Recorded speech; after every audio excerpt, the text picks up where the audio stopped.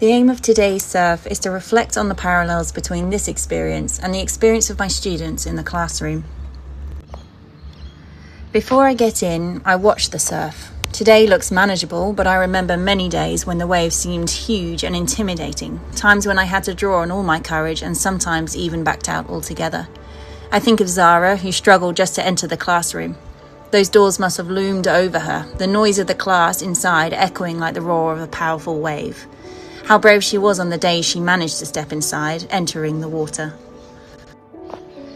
As I pedal out, my muscles begin to strain and fatigue sets in. Something that happens every surf, no matter how fit I feel. Each stroke takes effort. I think of Jack, who tires quickly when writing tasks. How each letter and word takes effort, like wading through the white water.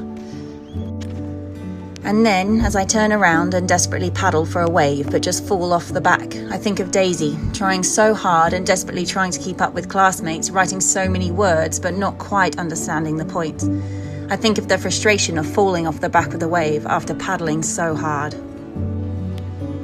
And then the first wipeout comes. I think of every time it has scared me, pulled me under, pushed me all the way back to the beach so I have to start again.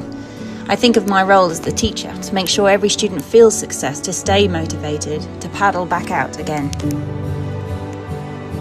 And finally, the feeling of catching a wave, no matter how small it looked from the beach. The buzz of seeing Fred so proud of his cursive writing, Penny finally standing in front of the class and reading her work, easily the best part of teaching. So what have I learnt from surfing? 1. Be kind to myself. I am human and not every day will I be mentally ready to learn. 2. To slow down and recognise it's not just about the results, it's about the process. To recognise and value the mental fortitude of trying again as the secret to success. 3. That we do not learn in isolation but are part of a much bigger community. I may never be the next John Florence, and not all my students will become NASA scientists, but I hope I will always be brave enough to continue to learn, to enjoy the process as much as the results, and most of all, I hope my students leave my classroom feeling this good.